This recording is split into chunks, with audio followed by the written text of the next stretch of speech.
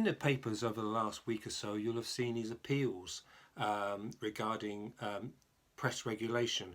You'll have seen them in national newspapers such as The Sun, The Telegraph, Metro, and then you'll see them from the local papers as well.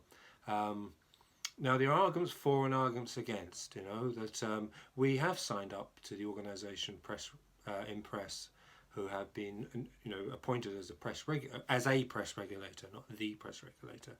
And I can see arguments for and I can see arguments against, and I can give you arguments as a journalist, and I can give you arguments as a small business person. Okay, but I think what sits uncomfortably with me, and often I'm always getting a nosebleed in the high moral ground, seeing arguments on both against, is the high moral ground position of some newspapers, and these are in Essex, who are talking about themselves as if they, as if they're just being nominated for the Pulitzer Prize, that these are places of the greatest investigative journalists in the world.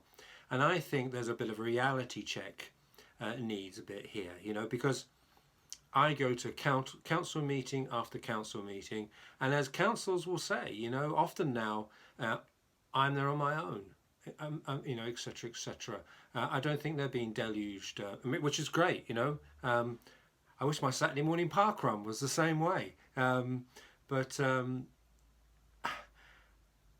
this is a separate matter from what's been going on. But I just want, feel like saying to the public, don't give the wrong impression to the public. Be honest, etc. There are newspapers again who's all day on online now. It'll be crime, traffic, and that's it. It appears to be that's it. And I go to council meetings as well where there's a trainee, which, bless them, I feel very sorry for them, because they're looking out there and they may as well be speaking Swahili.